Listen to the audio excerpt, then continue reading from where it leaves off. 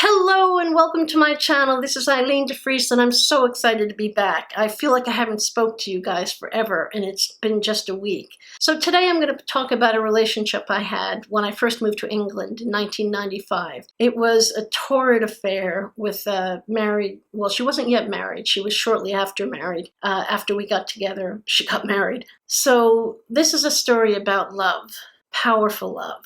It's also a story about walking away, about how sometimes walking away is the only solution to an untenable relationship, a relationship that can't be. So today I'm going to tell you about a woman I'm going to call Jennifer. That's not her real name, of course. And this covers a heady, ecstatic, sometimes lonely, experimental, Bacchanalian period of my life where I had been in a relationship for 6 years, and at the beginning of 1995, I left the relationship. I wasn't sure if I was going to go back to it, but I wanted to be out of it to see where I stood and to see if it was something I wanted to go forward with. As it turns out, it wasn't, but I didn't know that back then. But a few things happened that year. So the beginning of the year, my relationship ended and I moved out. I first moved out with a couple of friends and basically just rented rooms for a while before I got my own place in the summer of 1995. But also in the summer of 1995, I received a low six-figure settlement from a car accident that I had been in, my ex and I had been in. And that was a perfect timing for the settlement because I had literally just left the relationship and wanted to do something different with my life. I wanted to travel. I hadn't really traveled that much. And I had been a dual citizen. Well, I was born a dual citizen because many of you may know if a citizen of the Republic of Ireland gives birth to a child, that person is automatically an Irish citizen, which is a beautiful thing. I just think that's so wonderful. So I was lucky enough to be born to an Irish mother and an American father, which enabled me to get a passport, a second passport. So that gave me the right to live in Europe. So I was a free bird at this time, really, and I decided that I would, when I got my money, I would take a trip. So my travel agent suggested St. Lucia, which is in the Caribbean, and it's a gorgeous island. So my travel agent recommended a resort called Le Sport, and its tagline is the body holiday. And now we're going back 25 years, so it's quite a while ago. Now it seems like every resort has a spa and offers tons of services. So this resort, which was right on the sea, had a facility for offering lots of spa treatments. In fact, it was an all-inclusive holiday, so everything was included: meals, all sorts of water sports, and a series of treatments that you would have over the week. Everything from salt scrubs to deep tissue massage to all the latest things. Really great stuff. And you could buy more if you wanted. As it turns out, it was just enough for the week. So I was on my own, which was just really a terrifying thing for me to do because I hadn't ever traveled alone. I think it's a beautiful thing to do. I think there's nothing wrong with single travel. The meals were all-inclusive, as I said, and they were served within a certain, I think there were 2 seatings for the meals. In any case, I was so nervous I almost didn't go the first night because I'm very brave and everything, and I have a lot of courage, and I know that. But when it comes to being alone, I don't know why this isn't entirely so, but it made me feel so weird. It made me feel like there was something wrong with me for traveling alone. So it turns out, though, that we were sat at communal tables, if I remember correctly. You couldn't help but sort of eat with somebody, even if you were eating alone.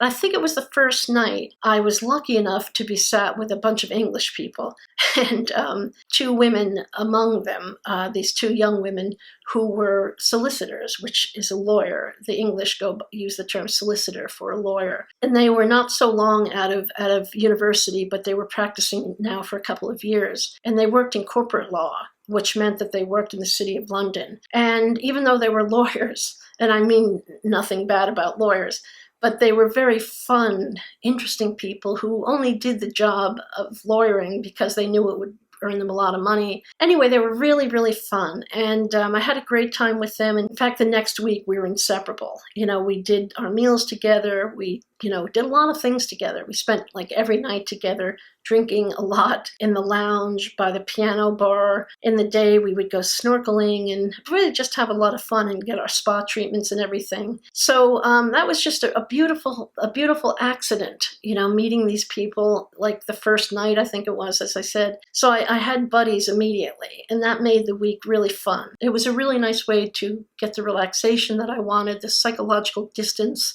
from the trauma of parting from a partner, a long-term partner, the next stage of my life. And as it turns out, after spending time with these two women, they invited me to come visit them in London within a month or two. One of the women was having a birthday in November. And, I said, yes, that would be wonderful. So after the St. Lucia trip, I went back to New York, they went back to London, and we stayed in touch. One of the women and I grew to be quite close. And when I did go the first week of November to stay there for a few weeks, I was staying with her. And she lived in the area of London that I still live in, which is Chelsea and Kensington and Fulham. So in that 3 weeks, I just fell in love with London. I just really fell in love with it. And as it turns out, I decided to get an apartment, or as they call them here, flats. So what I did was I went back to New York and I sublet the apartment that I had spent at least $30,000 outfitting with new furniture,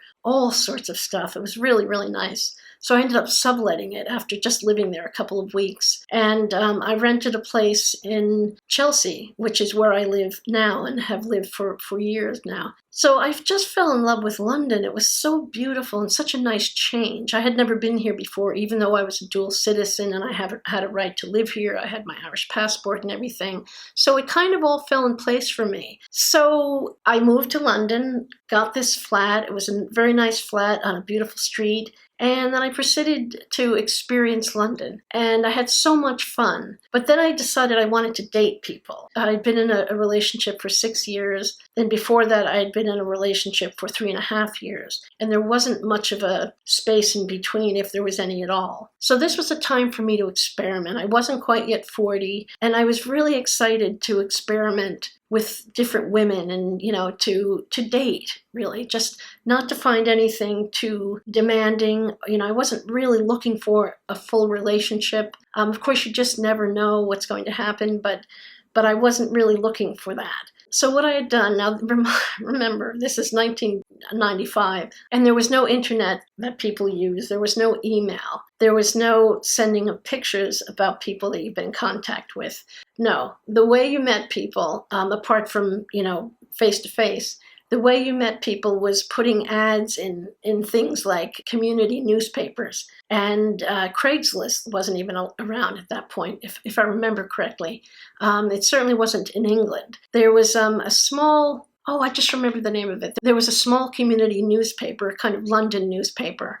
I actually think it was national, but there was a London version. It was called Loot. Loot, and it had, as these community newspapers do, community news, community ads for things for sale, and personal ads. So it sounds sort of cheesy, but it was a way that people met each other. So I decided to place an ad. And the way you did it was you would place your ad and you'd put your phone number and you'd record a greeting, talking about yourself. And you would be given a mailbox, a voicemail box, and interested people would reply and leave you a message. And you could be in touch that way. So you would exchange phone numbers. So I placed an ad and I proceeded to get some response. And over the months, I dated a couple of women. Most of the people I wasn't that interested in, for the usual reasons. You meet them and you just feel it's not a fit, or they might feel that it's not a fit. I had 1 or 2 of those, So I hadn't really clicked with anyone, and I hadn't had an affair with any of them or anything. I had had dinner with a few. In fact, I had some really funny things happen, and I'll tell you some of the couple of things that happened. One of them was, at the time, my friend's sister was having dental work, and I really liked the work that she had done. It seemed really high quality and really good. So I started going to this friend's sister's dentist because I wanted veneers on my upper teeth. So I went to her dentist. I'm not sure how much experience the dentist had with veneers, but she worked on my teeth. And one of the steps that they take is when they're doing veneers, Oh, hi, Brittany. What they do, if I remember correctly, is they kind of make a stump out of your tooth so that they can put the facing of the veneer so that it will stay on the tooth. They rough up the tooth a lot. So it leaves like a bit of a stump kind of thing. It's not the real tooth. It doesn't look great at all. It looks a bit like a stump. So I had this done, and she had done, I think I had 4 surfaces. She did the surfaces, and then the next step was to, I guess, fit for the veneers and then have them put on. In any case, at this stage, I had a date set up with a woman for a Friday night, and I had a dental appointment that day. And what the dentist was going to do was going to put temporary surfaces on my teeth so that I didn't have to go through the weekend with just like 4 stumps in my mouth. And then that evening went out to meet this woman that I had a dinner date with. We went out to dinner, and we were having some bread at the beginning of our meal. And I bit into the bread and my veneers fell off. Like at least 2 or 3 of them like just came right off immediately. And I remember exclaiming. It was like stuck in the bread, and I think I might have even swallowed one of them. In any case, they just came right off really easily. And the woman I was like, oh my God, my teeth. And she said, what's the matter? And I said, oh, I am having dental work, and I'm halfway through the veneer process. And so she looked at me and she was like, oh my God, what happened? So I had to tell her, and it was just very, very weird. It made everything very weird. I did see her again after that, and I did have the veneers, but it was something that we just didn't click together. So, but that was kind of embarrassing. Another thing that happens, now when you're dating in an era when there is no internet, you generally speaking don't have the opportunity to send them pictures or to receive pictures, so you can make decisions. You rely on their description. So in this one instance, I was going to meet this woman for a drink, and it was in the afternoon, and we were meeting in the West End in, I don't know, Covent Garden or something, a nice cocktail lounge as part of a restaurant. So I got there, we were meeting in the early evening, after work hours. And when I got there were only 2 people in the lounge area, a man by himself and a woman by herself. And I sat down and ordered a glass of champagne, and I noticed the woman. I thought it was her, but I wasn't sure. And I just sort of looked over now and then, and she seemed to be expectantly waiting for someone. So I thought, that looks like her. Why don't I just go over, because she hasn't come over to me. So I got up and, like a confident American, walked over to her and stuck out my hand and said, hi, I'm Eileen DeFriest. How are you? And she said, oh, I'm fine, thank you. So I thought for sure that was her. So I said to her, can I buy you a drink, and would you like to move over to my table? And she said, oh, that sounds nice. My husband will be here any minute. Can you get him a champagne too? So it wasn't the woman.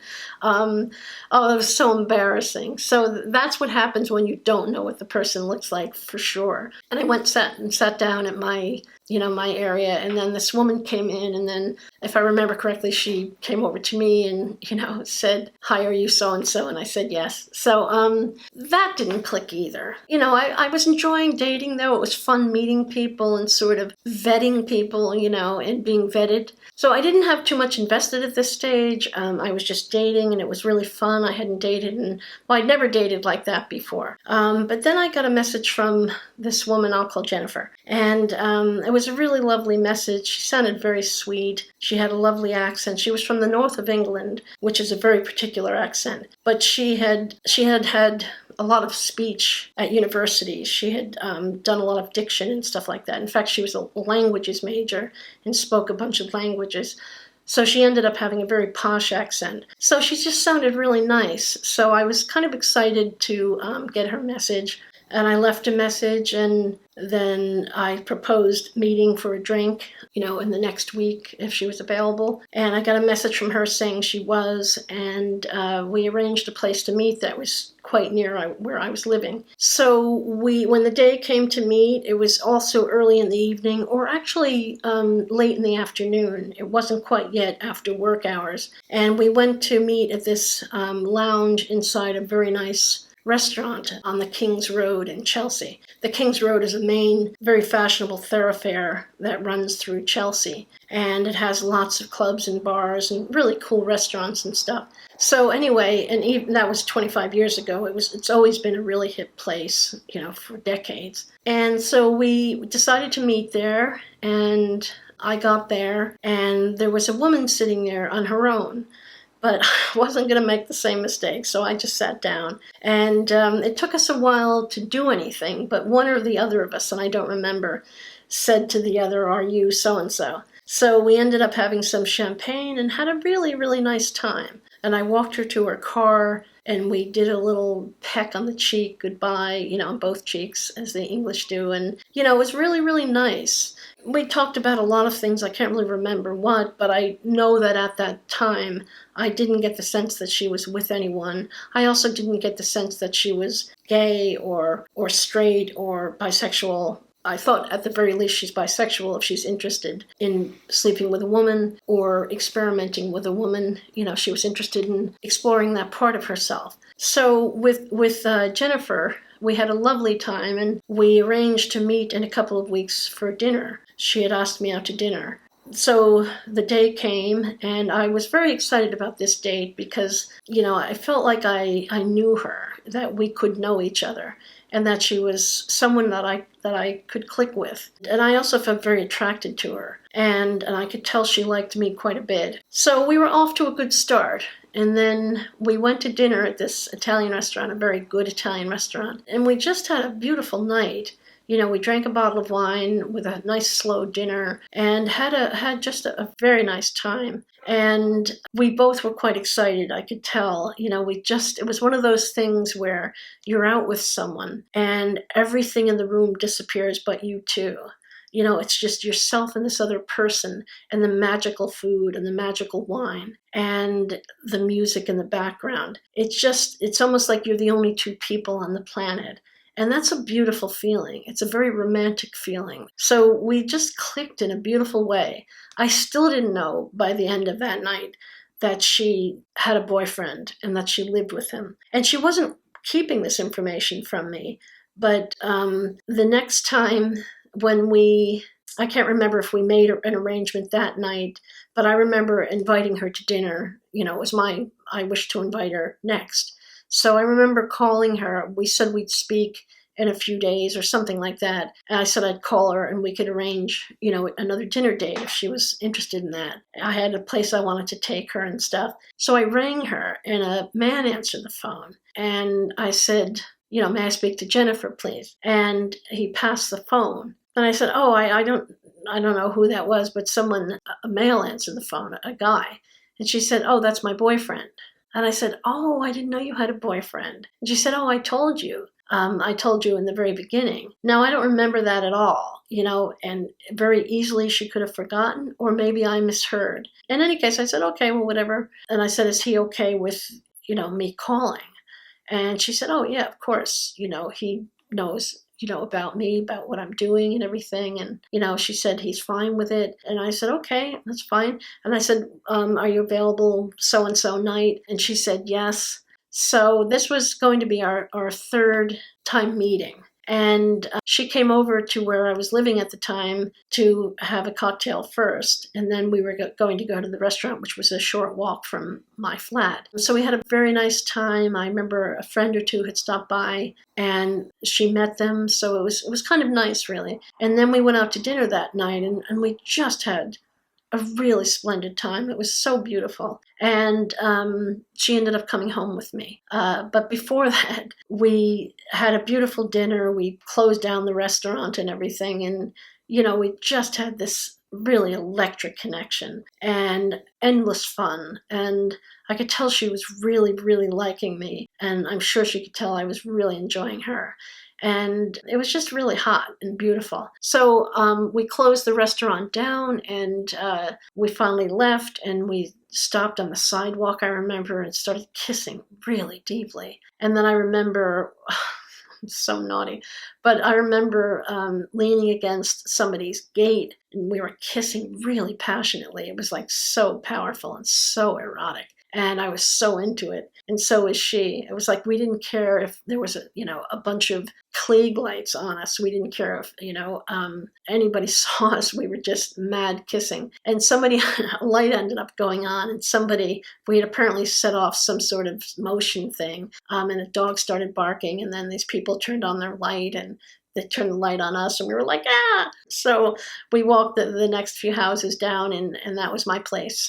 And then we spent the night together, and it was really just a ravishingly fun night, and just exquisite, really. Just like magic, really. It was beautiful, a beautiful experience. And so what ended up happening then is, we both really enjoyed it, and she ended up staying that night with me, which I thought was kind of unusual, because if she lived with her boyfriend, why was she doing that? And she ended up telling me the next day that he worked in sales, and he traveled to South America a lot, and he spent more than half of his time on the road. So she had a lot of freedom. And not only did she have the actual freedom to do things, because he wasn't there, she had the freedom of their relationship allowing for a third party, for her to have a relationship with a woman. Now, I don't know much about how they agreed on it, but that's what they arrived at. So we ended up having this incredibly gorgeous, erotic connection. And the thing about affairs and what's so compelling about them is that I think they imply a certain impermanence. Like an affair seems to have a built-in, sell-by date. At least that was my thought anyway, that here I am, sleeping with a woman who has a boyfriend. And I very soon after learned that she was going to be marrying him, that they'd been together 5 years and they had plans to marry in a year. So, I wasn't too, worried about it. It's the way I am as a person. I just sort of go forward into things if they feel right. I don't necessarily have a very big plan about things. Even my relationship with Julia, she and I both, when we started dating, we were just looking to date. We weren't looking for anything in particular. And I think that's really the best way to go about things, because once you superimpose a certain expectation onto a relationship, that's trouble, because, your expectations can be disappointed. So in any case, with Jennifer, we ended up having this affair that was just exquisite. As I said, in my experience, an affair is something that will only ever stay in the realm of the erotic, because it will never see the sort of workday light of a day-to-day relationship. Now, Jennifer and I could have gone in that direction. There's many things that could have happened. But because Jennifer was so locked into a heteronormative life, she would never have broken out of that to be with me.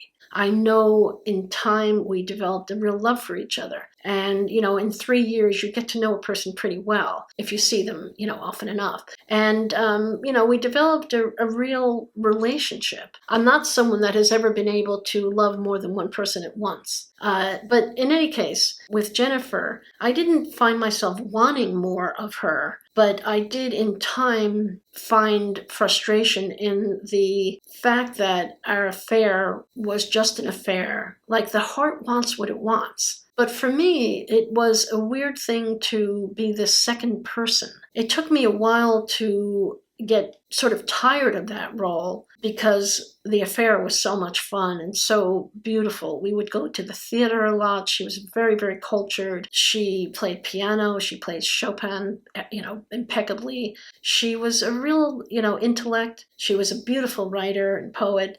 She wrote, I have a bundle of things she's written about me and to me, including some beautiful poems that are really, really well done. And she's just a very talented woman. And this relationship meant a lot to her, and I know that. But the fact that she was so miles apart from my own life. I'm a gay woman. I'm so open about it. I've always been open about it.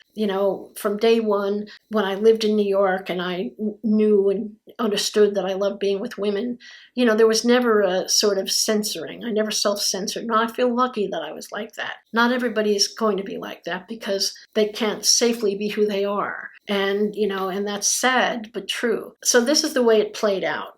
I engaged in a torrid, gorgeous, passionate relationship. It was It was sublime, really, really beautiful. And her boyfriend would be away, and I would spend a week there. I would spend days there. We would go to Paris sometimes. In fact, later in the relationship, later in the affair, we drove to Paris. She had a work meeting there, and we got there on a very rainy night, had dinner out at a cafe, and then came back to the hotel. And then the next morning she had an important meeting first thing in the morning. And while she was at that meeting, I left. I took the Eurostar back to London. I just was so sad because I knew I had to start leaving the relationship. I knew that I had to start walking away.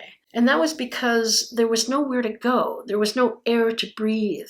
It wasn't a relationship. It was an affair. It was an add-on, an adjunct to her primary relationship. And I'm somebody that will run before I get really hurt because I feel things so deeply. You know, I feel love so deeply. I feel affection and sensuality so deeply. I'm very, very driven by my emotions. For anybody who's going to ask me, I don't follow this, but in the zodiac, I'm a Libra, apparently a double Libra. So I don't know if that tells you anything about me, but I am driven by my emotions. So on this particular trip to Paris, I ended up leaving her a message at the hotel that I left. And she didn't understand why I did that, which is unfortunate. But, you know, I needed to start protecting myself. And to be away in Paris in a hotel together, it was really pretty exciting. But I just needed to censor myself, my affection, my feelings. I needed to close it down. So after about a year, I remember, you know, it was really beautiful. I remember Jennifer gave me some gorgeous stones for my birthday, beautiful gemstones. She had given me chocolate flowers from the gardens at Sissinghurst. She was very literary and we both know a lot about books and have read an awful lot. So a lot of our relationship was reading to one another and discussing things and just having just a deeply erotic connection that was, I know, magical for her as well as me. But yet she was governed by this heteronormative pull. It was like a pull on an axis, a kind of gravity pull for her, that her centered gravity was heterosexuality. Now, I know she was bisexual, of course. I don't deny that. I'm not trying to diminish bisexuality. It's very real. She very, very clearly existed on a continuum of sexuality that included men and women, and I think that's beautiful. But in practice, it was very hard for me. I remember in the very beginning, well, not in the very beginning, but months into my affair with Jennifer, we had dinner with her boyfriend. And her boyfriend is from Italy, a very handsome guy and a very nice person. In fact, his father had died recently, and I sent him a card. And I was very articulate in the card about loss and about how I didn't know him well, but if Jennifer loved him, he was well worth loving, and I was sorry for the loss of his father. And so we kind of bonded in a way, both over our love for Jennifer, and because he knew that my love was real, and he knew that I saw in her what he saw in her through the prism of my eyes. So Jennifer was loved up by two people, and you know, in time we got together. And one of the first things we did was go on a boat trip. Her boyfriend had a boat, and I joined them. The first time I met him was to go on a boat trip with them. And it was me and him and her. And it was really a kind of heady, kind of trippy sort of experience. I bought a bottle of champagne. I remember greeting him on this dirt path that led to where the boat was dipped into the water. You know, it was dropped into the water so we could go out on the ocean. And it was a kind of a wild day. I just remember a picture of Jennifer and I looking forward out of the boat that he had taken, and then pictures I took of them. It was this crazy sort of weird geometry of three people. So we got on really well that day, though. And not long after that, the three of us ended up in bed together. And I don't know that it was planned or anything. I don't remember wishing it, but I remembered being open to exploring it. Because one of the things I thought about when I was single in 1995 was I wonder what it would be like to sleep with men again. And if I wanted to do that, I wanted to maybe experiment with that again. So we decided, or somehow it ended up that we three went to bed together. I think what had happened is Jennifer had invited me over to her house for dinner, and her boyfriend was going to be there. So the three of us would have dinner. And this was after we'd been out in the boat and had a successful experience that day. So we had dinner, and I think that we'd had a bit to drink, and, including champagne,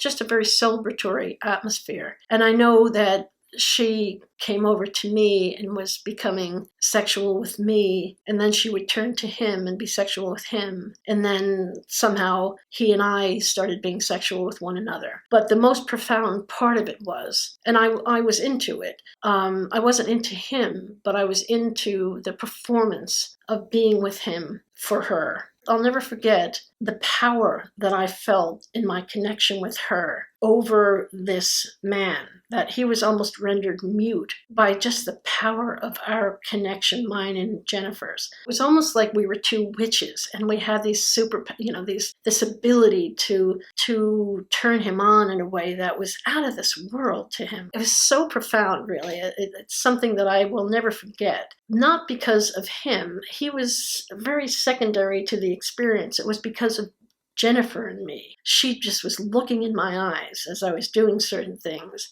and I was looking in her eyes, and we knew we were communicating this incredible power. And then not too long after that, the tables turned a little bit, and that was approaching a point where a triad relationship becomes untenable. What was interesting about it was that it was really extraordinary in the beginning. It was really potent, really, really satisfying and interesting and full of adventure. But what ends up happening is, though, it's very hard to sustain that without jealousy playing a part in it. Both of us, her boyfriend started to experience jealousy, and I started to experience jealousy, but I didn't let myself get too invested in it, because then I would have to admit that I was in something that was beyond my control and that I was going to be hurt. It was an admission of being hurt, I suppose, and I didn't want to feel that. So in time, I remember,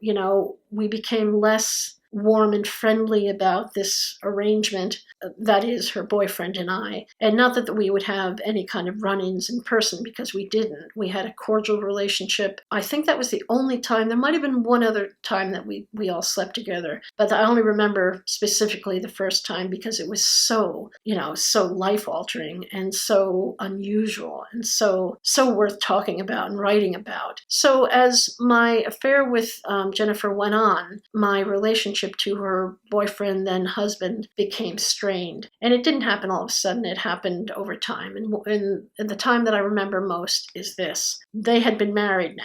They had been married about a year after Jennifer and I got together. And I was invited to the wedding, of course, and everything. They both wanted me there, but I didn't want to go, so I declined. And I think I stayed away from Jennifer for several months, because that was very painful to me. Not that I wanted her exclusively, but I think I probably wanted the choice. So when things started to really turn sour was, they had two friends that I'd met several times, and had dinner with them, gone to their house, and they're just lovely people, a straight couple, really, really nice. And Jennifer invited me down to a birthday dinner that her husband was cooking for her, and their friends, their best friends, were invited, and I was invited. And for some reason, you know how you just have a night where I don't drink a lot, and I never have. I've drunk more when I was younger, but never really too much. And usually I'm a very happy drunk. I don't drink to get drunk, but I'm a pretty happy, fun person when I drink. But sometimes, very, very rarely, if I'm sitting on something that's troubling me, it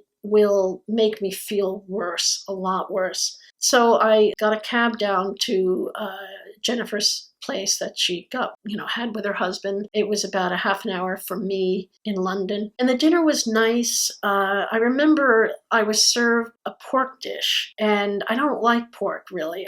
The only thing I've ever liked in pork is bacon. And I remember her husband had cooked a pork dish. And, I have no reason to say I don't want it, but for some reason I just, it was the 5 of us for dinner, which is a really odd number. In retrospect, I wish I hadn't have gone, but, I went and he served me this pork dish that he had done. It was like breaded pork, and it was I just wouldn't even eat it. It looked terrible. And I said something really insulting about it. I said, no, I don't want any of that. It just doesn't look that appetizing. Now that's a really, really bad thing to do.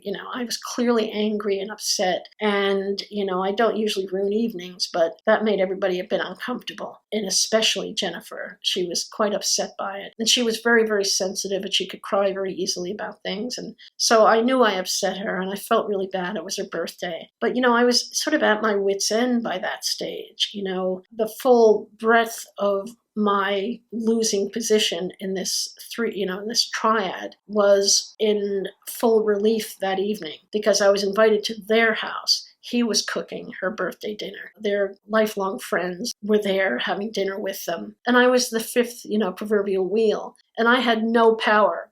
I had no coin in this whole game, But back then I felt really terrible, really angry. And I remember thinking, this is terrible. I should just go home. So I said to them, I'm sorry, but I have to go. And I ordered a cab. And it took the cab forever, forever. So I called another cab. And everybody was just so squirmy, uncomfortable by this stage. It was terrible. So that was just kind of illustrative of how bad off my affair was going at this stage. So I had during that time made several trips to New York because most of my friends were still there. Most of my life was pretty much still there. Now there was a time where my sublet apartment became free. And during my affair with Janet, during this 3 years, I forget, maybe 2 years into it or 2.5, I ended up taking my New York apartment back and living there for a few months. And so I went away. I wrote Jennifer a very moving letter. After that experience of that horrible dinner, I needed to pull away and take care of myself. So I wrote her a very moving letter that we both cried over. And, it broke her heart, and she didn't want me to go, but I went. And I stayed away for 3 months, and then I came back to London, and I didn't contact her right away. She knew that I was back in London, and she tried to contact me a couple of times, but I just didn't want to see her. And then I broke down and saw her, and we resumed right back where we were. We were so electric that it was really, it was really hard to not be together. And that went on for probably another year. And, and it ended up right back on the same page it ended the last time, which was, this is untenable. This passion is beautiful, but it has nowhere to go. The reality is I never asked her to leave him, because why would I? If she were going to leave him and want to be with me, and then I would have to think about, do I want to be with her? Do I want to go further? We talked about it a little bit, and she wishes she could, but her parents were alive, and she said she didn't feel she could be gay. And she didn't feel she could, within her life as it was, become homosexual. And also I'm sure she loved, her husband. It was beautiful. The moments together were beautiful. We connected really well. Apart from Julia, that was the one relationship I can say that I really, on a very important level, connected beautifully. But it didn't get to be tried out in a full-blown relationship. Sometimes relationships don't work. They may be very good on the erotic level and on the intellectual level, which we had both of those things, but they might not work on a practical level. And clearly she and her husband did. So for me, it was always a question of walking away. I could have the experience of being with her, the odd dinner and evening together, or trips, things like that. And we did manage to have some beautiful trips. But is that enough? Probably not. I had to say to myself, and I remember the final time I pulled away, and I have been away since. And that is that I can't keep doing that to myself. It just hurts too much. So I ended up again pulling away and going back to New York. And that experience gave me the space to develop enough control over my feelings to be able to not need her the way I needed her before. And it broke her heart in some ways, the part of her heart that was reserved for me. It broke that into a lot of pieces. I still have, as I said, I have her writings to me as a souvenir of that time, and all the cards we sent, all the beautiful expressions of our, love and passion for one another. And, I'm happy I was in that experience, but, I'm glad it's over. We were just never going to be. So I had to walk away, and the walking away is so hard. I've never had to walk away from that kind of alive love before. And, it was very hard to do, but I did it, and I'm glad. We didn't remain friends. I usually try to remain friends and have with 2 out of 4 of my exes, and not for any other reason, but that it would have been hard to know each other as friends without going that next step into the thing we did well, which was a deeper emotional sexual kind of expression. So anyway, so that's that. And no unhappy ending. Pain, yes. Separation is hard, and I hope she's well and happy. I wish the best for her, and I mean that from the bottom of my heart. One of my friends at the time said that she thought she was very, very selfish, that Jennifer was very selfish to do what she did to both her husband and me. But I don't think so. I mean, unless I'm entirely wrong in that I had a poor self-esteem and that I was settling for anything, but I wasn't. I wouldn't do that. What I got from her was 100 proof love, even though it was shared. Part of her heart was sectioned off for someone else, and that's just the roll of the dice sometimes. So that's my story, and this is a very long story. I hope you find it interesting, and maybe you've even been through something like that yourself. I look forward to reading your comments. Again, if you don't subscribe yet, please do. Please set your notifications and follow me on Instagram. I love you guys so much. You're really fantastic. I'm so enjoying this journey, and I hope you guys are too. I love you.